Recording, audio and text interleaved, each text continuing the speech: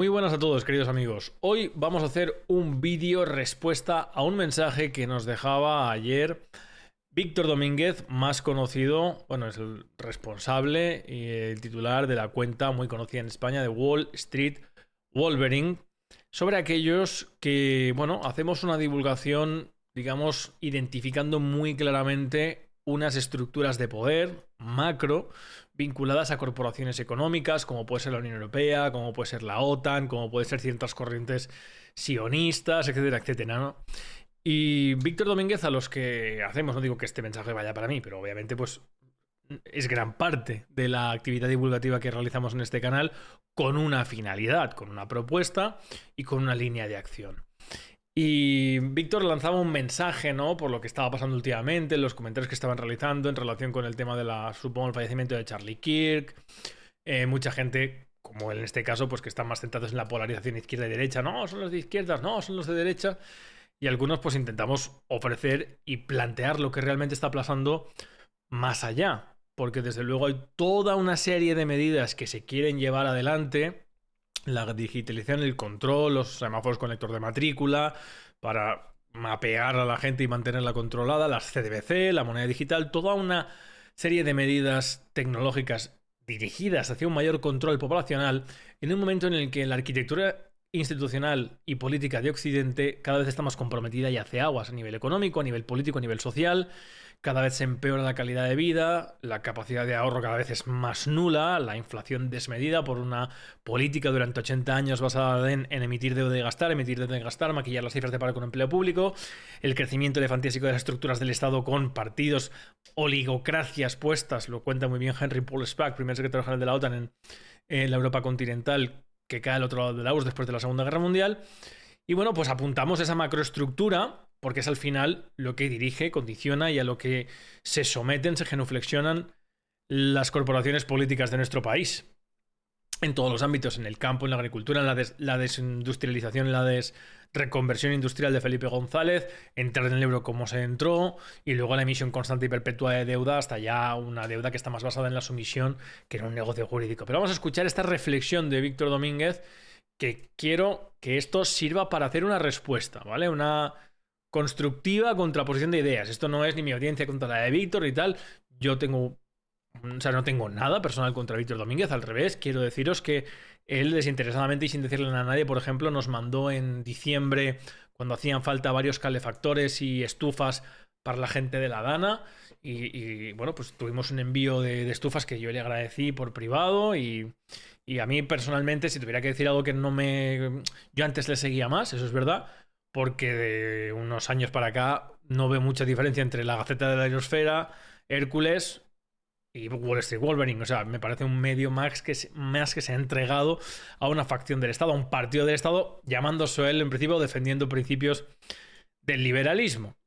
Pero bueno, eso quizá daría más para un debate. Ya lo que quiero simplemente es responder, porque lo que dice aquí para mí entronca en un problema que sí veo que tenemos y que sí que me preocupa en nuestra sociedad. Vamos a escuchar el consejo que nos tiene preparado Wall Street Wolverine. Eso a nivel de estrategia política, lo torpe que es muchísima gente. O sea, hay gente que le puede el ego, digamos que esa visión tan visceral de sus ideas, y muchas veces el orgullo. Porque son ciertas corrientes de pensamiento que yo me pongo a analizarlas y digo, vale, piensan así y veo cómo se mueven y es como sois putamente estúpidos, tío. Sois estúpidos, sois gilipollas. O sea, lo que tenéis de ego también lo tenéis de gilipollas. Básicamente porque son corrientes de pensamiento que tienen enemigos con muchísimo poder y con muchísimas conexiones y con muchísima información.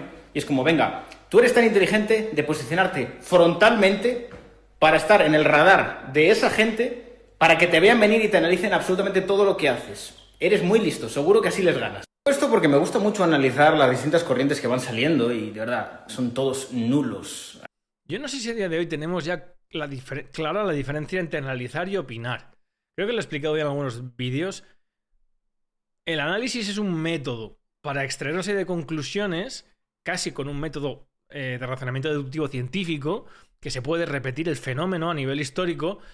Y la opinión o el acuerdo o el desacuerdo con algo no tiene nada que ver con un análisis. Pero bueno, vamos a seguir. A nivel político. No llegarán a ningún lado. ¿Por qué? Porque enseñan todas sus cartas. O les enseñan. Dicen, hola, estamos jugando al póker, estas son mis cartas. Cuando tú enseñas tus cartas a gente que tiene 1000 veces más medios que tú y que ya sabe por dónde vas a salir, es mucho más fácil que te la líen y mucho más fácil que sepan por dónde puedes salir y por dónde puedes salir y cómo te pueden poquito a poco acorralar en un lugar. No sois listos, de verdad, no sois listos. Os creéis listos, pero no sois listos. Es más, muchas veces el más listo es el que se hace el tonto. Un ejemplo muy claro y bastante reciente. ¿Por qué Podemos llegó a donde llegó? Porque Podemos en su inicio no se vendió como diciendo ¡Hola! ¡Soy comunista! ¡Soy comunista! ¡Soy comunista! ¡Soy comunista! No, se vendió como un movimiento apolítico, transversal, contra la corrupción y el bipartidismo en España.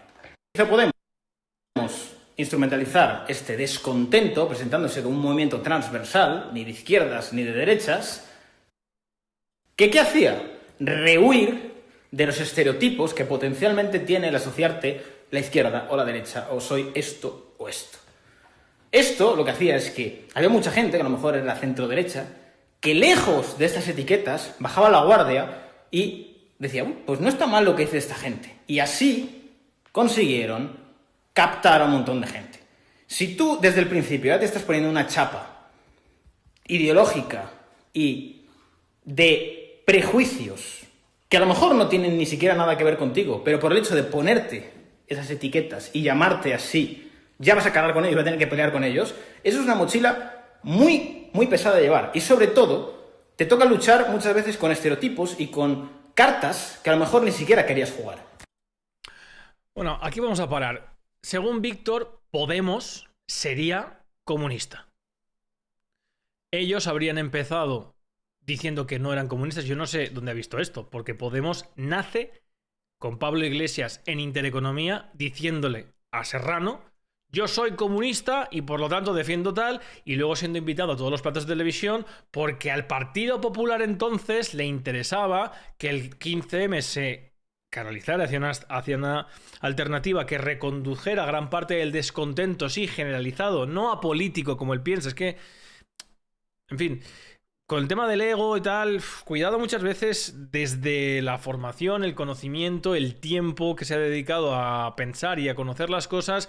Inmediatamente cuando no lo compartes llamar a la gente estúpida o idiota o y tal.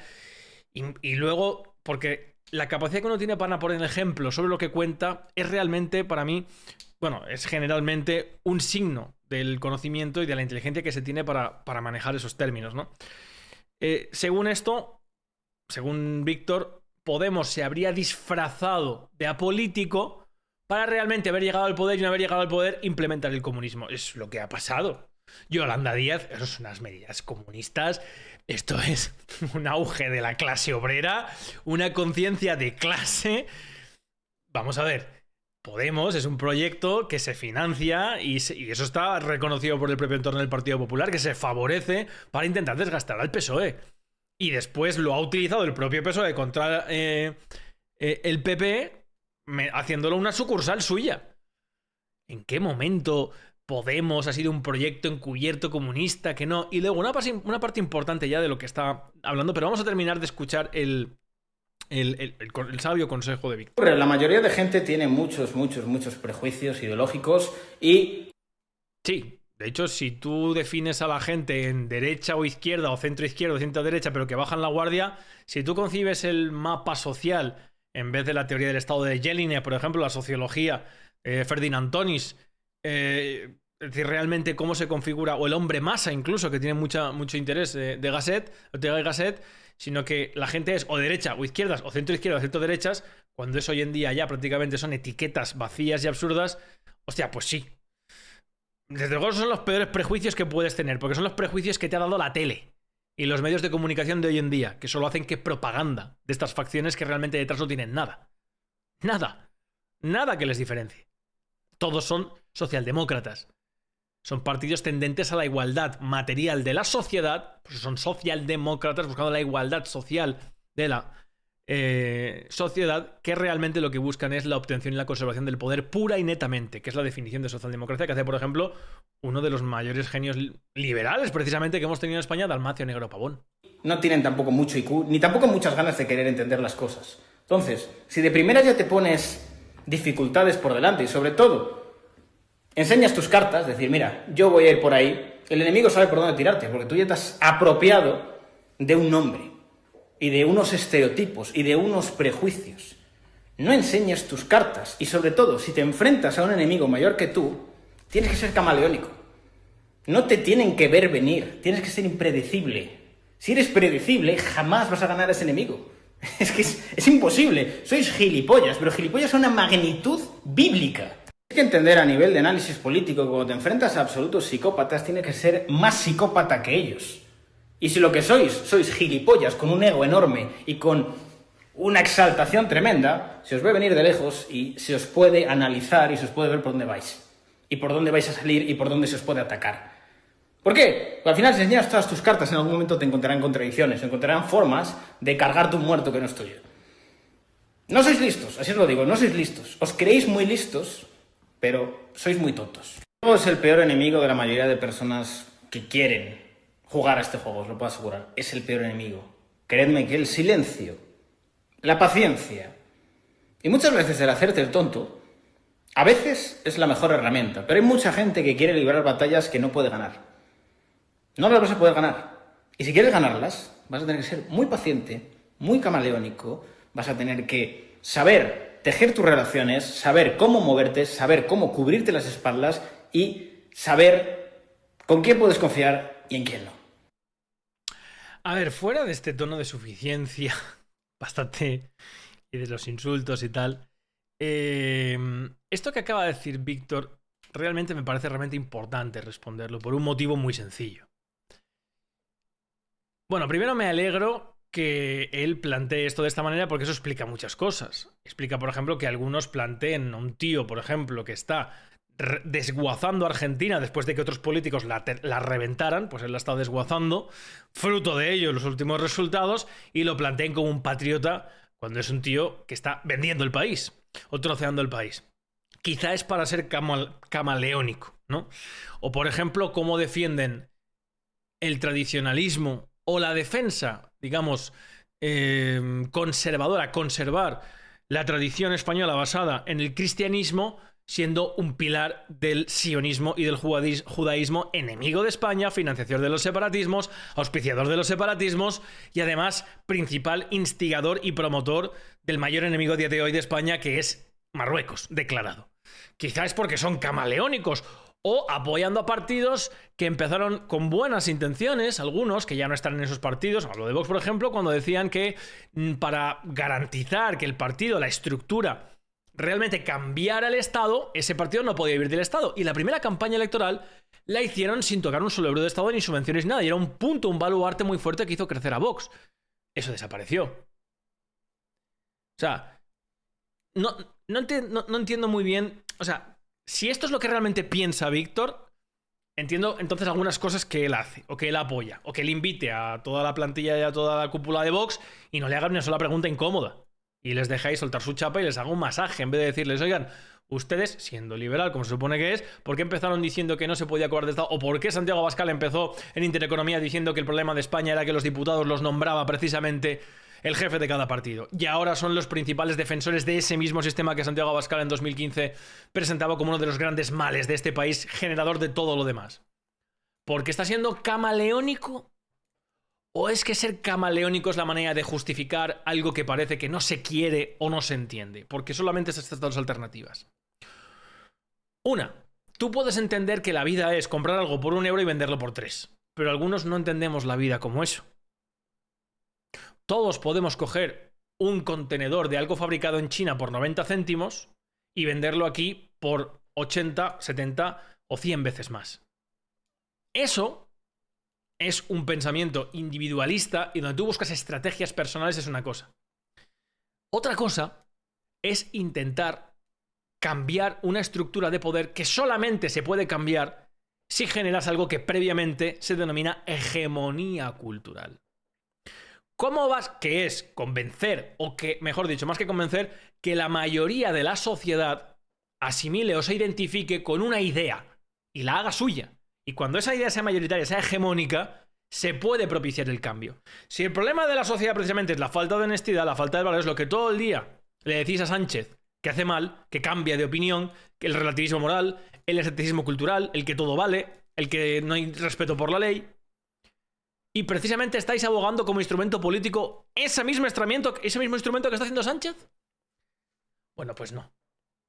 No, querido Víctor.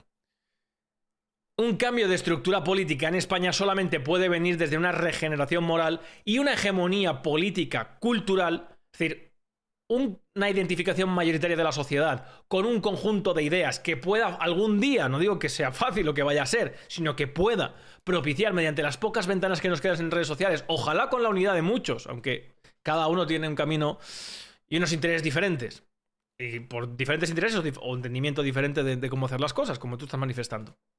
Cuando ese camino fuera mayoritario, es cuando se pueden cambiar las cosas. ¿Cómo voy yo, según tú, a ganarme el beneplácito de la clase política y del Estado español diciendo que España es una democracia y que todo es una maravilla y que tal? Si lo que pretendo, o lo que pretendemos algunos, es conseguir la hegemonía cultural. ¿Cómo vamos nosotros a desbaratar las estructuras que han construido la Unión Europea sin convencer a la gente de que hay que atacar esa estructura? Y que es la generadora y enseñándoles día tras día cómo el precio de los productos básicos que cada día no pueden ya comprar, la falta de capacidad de ahorro, la falta de acceso a la vivienda, la destrucción del tejido productivo, todo eso tiene unas causas. Porque eso es realmente analizar. Un análisis es, a través de los hechos y de los actores, de los agentes que actúan, encontrar de modo metodológico las causas en base a unas consecuencias. Si te quedas denunciado las consecuencias, pues entonces no va a cambiar nada. Ahora, si quieres realmente cambiar las cosas, como algunos pretendemos, pues obviamente no puedes unirte a tu enemigo. A no ser que esto sea un pretexto para los que se unen a algo que, bajo lo que defienden, es incomprensible, es incoherente. Porque para mí ahí está la base de este mensaje. Por eso he querido hacer este vídeo.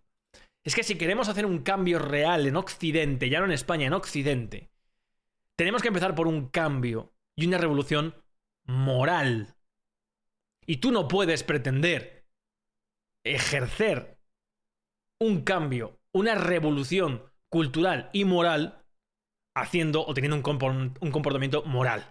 Porque si para vencer al psicópata tienes que ser más psicópata, acabas siendo un psicópata, Víctor. Y algunos no estamos buscando simplemente llegar a dónde. Para nosotros el éxito o llegar a algo en política no es tener tantos diputados, o tener tantos suscriptores, o tener tanto dinero. Es intentar que nuestro país despierte y adquiera una conciencia sobre sí mismo, que por cierto es la definición del ego. El ego es el yo, que está a camino entre el ello, nuestro instinto primigenio, lo que se despierta, nuestro carácter animal de cada uno. Hay quien es depresivo, hay quien es agresivo, hay quien es codicioso, y el superego, aquella persona que queremos ser. Y tener un buen ego es fundamental en esta vida, porque el problema muchas veces no es tener ego, que ahora se pone mucho de moda hablar del ego. El problema es tener un ego insano. Tener un ego sano es precisamente lo que te va a hacer, para mí, vivir honradamente y orgulloso de uno mismo. Orgulloso, por supuesto que sí. Cuando uno durante años se brea y por uno mismo y aguanta y mantiene una coherencia, eso por supuesto que es motivo de orgullo, y para mí es el mejor camino que una persona puede seguir. No es lo mismo el ego que la soberbia. El orgullo que la soberbia. La soberbia implica quererte mejor que los demás, llamar a los otros imbéciles, llamar a los otros idiotas, muchas veces sin pararte a entender muy bien o para justificar tu posición. Creo que el gran problema de este mensaje, que no digo que Víctor no crea en él, repito, yo no tengo nada contra Víctor, esto es una crítica de ideas, ¿vale? Una confrontación de ideas, es que muchas veces estamos dispuestos aquí a justificarlo todo con tal de simplemente dañar al contrario. Y ese círculo vicioso lo rompemos con honestidad, con claridad, mostrando lo que es irrebatible, mostrando unas cartas no porque sean mis cartas, sino porque son la verdad, basada en la institución de la libertad, cómo funcionan realmente las estructuras de poder, y que eso se extienda, y se extienda lo más rápidamente posible y lo más hegemónicamente posible, y es la única alternativa de cambio que existe, que se está cerrando cada vez más. O desde luego, algunos ganarán el favor de lo que nos viene, que es una dictadura tecnócrata de las tecnológicas, con inteligencia artificial, con euro digital, con criptomonedas, etcétera, etcétera. Yo desde luego no quiero eso. Yo quiero intentar que esta sociedad cambie y despierte. En fin, gracias por haber visto el vídeo. Si os ha parecido interesante, compartidlo, suscribiros, darle me gusta. Nos vemos en los festivales de salud y libertad política de todos, colectiva. Un abrazo.